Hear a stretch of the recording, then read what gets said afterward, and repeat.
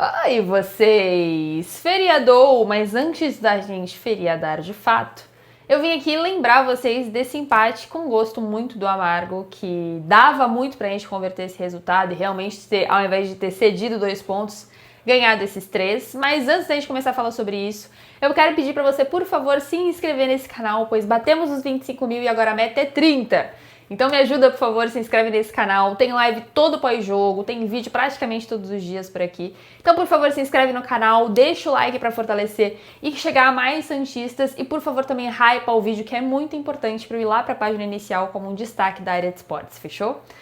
Antes de começar a falar do jogo em si, eu quero reforçar que sim, vou falar sobre a falta de coragem do Vojvoda, ou a falta de urgência do Vojvoda nessas mexidas, que é o que mais me incomoda no trabalho dele até aqui.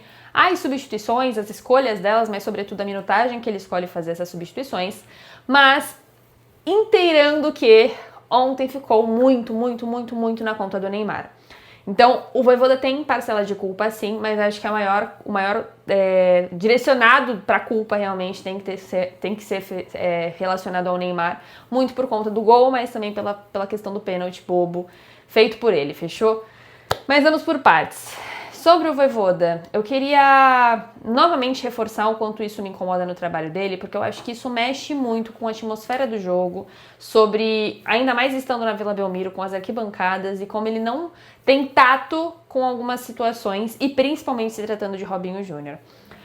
Acho que o Robinho Júnior já foi uma questão para mim, principalmente em relação a entrar aos poucos, a não queimar etapas, mas chegou em um ponto que o Robinho Júnior se tornou esperança de verdade e que ele mostra essa personalidade dentro de campo e o quanto ele pode ser esse diferencial, essa carta na manga, esse desafogo para o segundo tempo. O ponto é como isso é feito pelo Vojvoda também. Ontem, por exemplo, o primeiro tempo foi praticamente impecável por parte do Santos. A gente ficou muito mais próximo de fazer o segundo gol, sai cedo o gol, o Neymar vira um grande herói dessa partida, precisava desencantar mesmo para ganhar essa confiança, melhorar essa participação dentro do jogo. Então, logo no início a gente tem um gol e a gente fica muito mais próximo de fazer o segundo do que tomar um empate. Então o primeiro tempo foi muito bem, a escalação foi feita da forma correta, entendi completamente a estratégia de Lautaro na ponta, entendi completamente Robinho não começar como titular, porque o Mirassol tem mais elenco e mais qualidade do que a gente, então sim, tínhamos que guardar algumas situações de jogo, como foi contra o Palmeiras, foi praticamente a mesma estratégia. Então Rolheiser e Robinho seria para o segundo tempo, eu já entendi isso e eu apoio até essa posição dele em alguns jogos. Mas a gente termina o primeiro tempo muito perto desse segundo gol. E aí, na cabeça dele vou voltar exatamente com o mesmo time. Só que ele não pensa, e parece, né, essa é a impressão que passa pra mim, na possibilidade do seu adversário mexer nesse intervalo, voltar com substituições mais prontas pra ajustar esse time e começar a pressionar o Santos.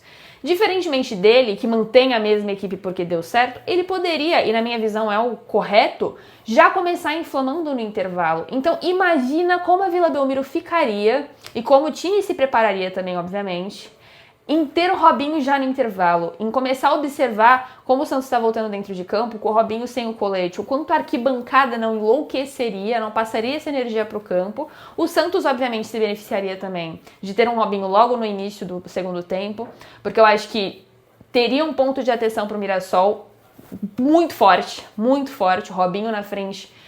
Tem essa questão decisiva, tem essa questão de participação, tem essa questão de incômodo para o Mirassol, então acho que isso também seria um incômodo para o Mirassol logo no início.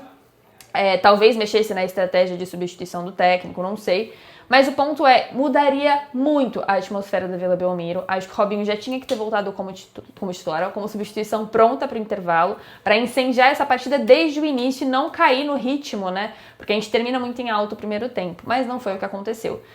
O Vojvoda novamente perde esse senso de urgência de mexidas e espera o Mirassol mexer. Eu entendo que vocês vão dizer que antes do pênalti acontecer, ele já estava preparando essas substituições, tá? Esse não é o ponto pra mim. Pra mim ainda assim foi tarde, tá? Mas esse não é o ponto pra mim. Eu acho que ele sempre aguarda a mexida do adversário para depois fazer as suas mexidas. E eu acho que essa antecipação é muito importante, se tratando de estratégia, de atmosfera, de energia que ele quer jogar para esse jogo e, lógico, para características de jogadores que ele quer antecipar para que isso seja executado da forma correta nesse segundo tempo, já que a estratégia vamos incendiar, vamos criar esse fôlego para a segunda etapa. Eu acho que ele demora para fazer isso acontecer. E aí eu passo muito novamente, eu acho que independentemente de tudo que eu disser em relação ao Vojvoda neste vídeo de análise, que se trata de um jogo específico em que o Neymar fez um pênalti, lógico que isso respinga muito mais em algo que não tem nada a ver com o Vojvoda, que não foi ele que executou e fez esse pênalti bobo acontecer. Então eu eximo, obviamente, o Vojvoda dessa questão, porque eu acho que o Santos de fato ia ganhar esse jogo, e aí é nisso que pega muito a frustração, se não fosse o pênalti bobo que o Neymar fez neste jogo. E aí é bem complicado, porque ele faz o gol da esperança que muda toda a atmosfera do jogo, viram a chave pro Santos de que dá, vamos, consegue, dá, vai dar certo, pra uma situação de, puta, agora empatou e a gente vai ter que buscar e correr atrás desse resultado de novo. E aí murcha muito, né? O Santos já não tem muita energia, já não tem muito senso de urgência também nessa questão de buscar o jogo depois de sofrer o gol. É muito raro que o Santos tenha o fator anímico mesmo, eu quero dizer, sabe? O Neymar fez uma baita partida, acho que o primeiro tempo dele maravilhoso, foi participativo, deu bolas muito bonitas, foi pouco até a questão de perder bola gerando contra-ataque, acho que foram uma ou duas situações, então ele estava muito inteiro nesse jogo, muito afim, muito querendo.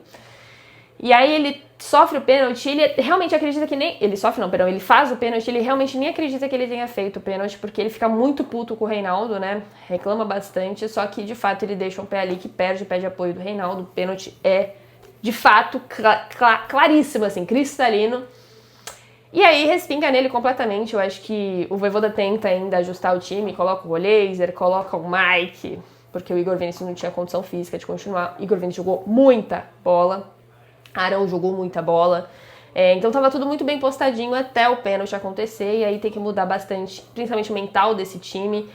O Santos chega muito perto, realmente, do segundo gol, não consegue converter por conta da definição ali no último terço. Colocar o Guilherme, para mim, é uma insanidade, já que ele realmente não tem confiança, não tem condição, mas a gente acaba faltando na qualidade, né? Cabadeiro agora não tem nem sido relacionado, não consigo entender esse critério do Vojvoda. Mas é isso, eu acho que eu queria focar bem mais nessa parte de falta de tato por parte do Vojvoda para essas mudanças acontecerem de forma mais rápida, para a execução acontecer de forma mais rápida na cabeça dele e no campo. Então a gente normalmente está esperando o que o adversário vai fazer para entender o que a gente precisa fazer nessa partida, sendo que a gente pode se antecipar o cenário, né? O Robinho entrar no intervalo só é benéfico, não existe ponto ruim do tipo, puta, ele colocou o Robinho na hora errada.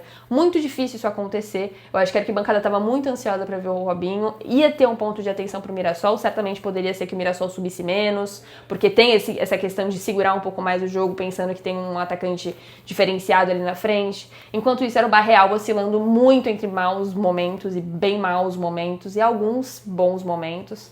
E o Barreal não se tornou esse ponto de atenção, então eu acho que, de novo, o Vojvoda peca nessa questão de substituição e espero que ele melhore em questão disso. Mas é fogo porque ele tem os critérios da cabeça dele que não são muito bem explicados pra nós. Esse foi o vídeo de hoje, queridos. Uma análise rápida e meio desesperadora da minha parte sobre como o Vojvoda escolhe essas substituições e como isso me incomoda bastante. Obrigada por assistir o vídeo até aqui, espero que você consiga aproveitar o seu feriado por aí, onde você quer que esteja, que tenha feriado ou não, mas de qualquer forma, logo mais um bom final de semana pra nós. O jogo é só segunda-feira, então sem estresse no sábado e domingo. Vamos aos poucos, jogo a jogo. O jogo contra o Internacional vai ser muito difícil, mas a única baixa é Zé Ivaldo, que tomou esse terceiro amarelo. Jogou muita bola ontem, mas não conseguiu evitar o terceiro amarelo, está suspenso. Provavelmente teremos o Luan Pérez com a Adonis. Vamos ver o que o Vojvoda prepara, aos poucos a gente vai apurando e eu trago qualquer novidade pra vocês aqui, fechou? Um beijo e até a próxima!